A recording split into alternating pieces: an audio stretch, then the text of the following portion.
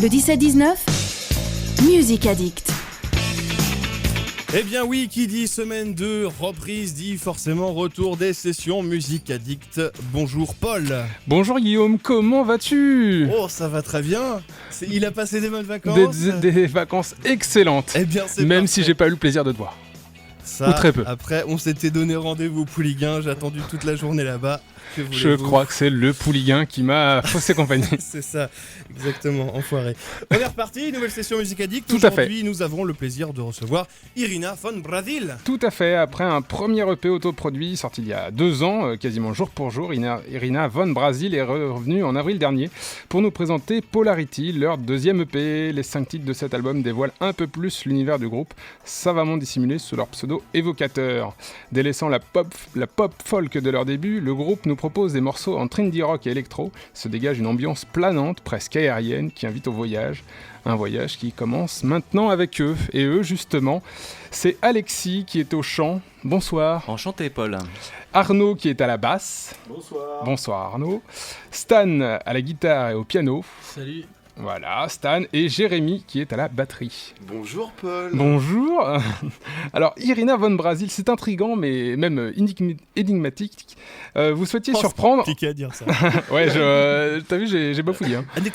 C'est la reprise, c'est la rentrée, c'est le stress de la rentrée.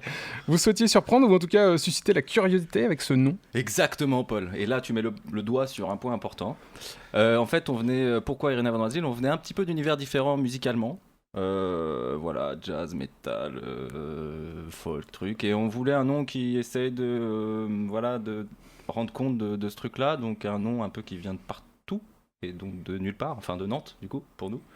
Et puis on trouvait ça marrant aussi qu'on ait un nom un petit peu de fille, un peu sexy, et puis que ça soit 4 poilus qui arrivent et qui jouent sur scène. Donc souvent le décalage est marrant. Souvent les gens viennent voir qui ne connaissent pas, ils nous disent mais c'est de la musique latine avec un petit peu de congas. Et donc non, c'est pas puis ça. Les gens cherchent Irina surtout. Ouais, ils cherchent la photo, puis ils tombent sur la photo de Jérémy. Donc, Ou sur ta chevelure. oui, enfin bref. Et justement, est-ce que c'est le fait aussi de ne pas être attendu sur le nom, c'est-à-dire que les gens vont être surpris forcément, ça aussi c'est un challenge qui est excitant. Ouais, nous on aime bien les surprises dans la vraie vie de tous les jours, et je sais qu'on aime bien les trucs pas forcément faciles, c'est-à-dire que voilà, avoir un nom un petit peu qui détonne, on trouvait ça plutôt rigolo.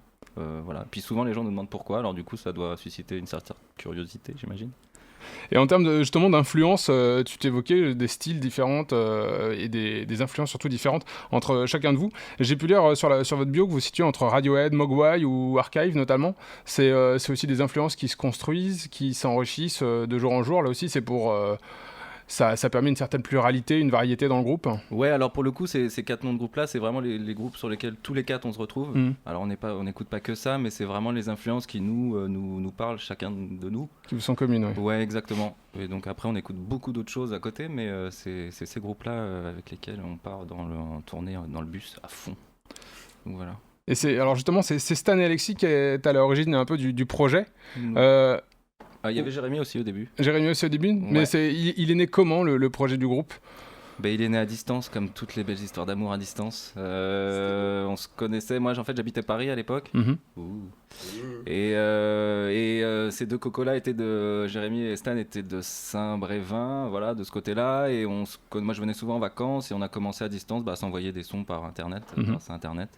Donc ils bossaient tous les deux de leur côté les instrus, et puis ils m'envoyaient ça, puis moi j'essayais de chanter, puis je leur envoyais, puis ils me disaient généralement c'est pas très bien. Donc ils me renvoyaient, puis on se renvoyait, puis voilà, puis ça pouvait durer quelques temps, et puis à un moment donné j'ai pris la grande décision de venir ici m'installer. Donc ça a été plus simple, et ça a correspondu avec l'arrivée de notre ami Arnaud, qui était à la basse. Donc ça a fait aussi évoluer le style un petit peu avec une basse, enfin voilà, ça nous a ouvert un peu des horizons autres que la folk. Arnaud qui vous a rejoint après l'enregistrement justement de ce premier EP qu'on évoquait. Exactement. Ce premier EP, avec quel regard vous le regardez aujourd'hui comme finalement le premier produit, le premier disque, mais... Ouais, je sais pas les gars, comment vous le regardez ? Un bon souvenir. Ouais, bon souvenir, puis ça reste une page que voilà, c'est aussi quelque chose qu'on aimait à la base. Alors effectivement, entre le premier EP et le deuxième EP, il y a de grosses différences, mais après...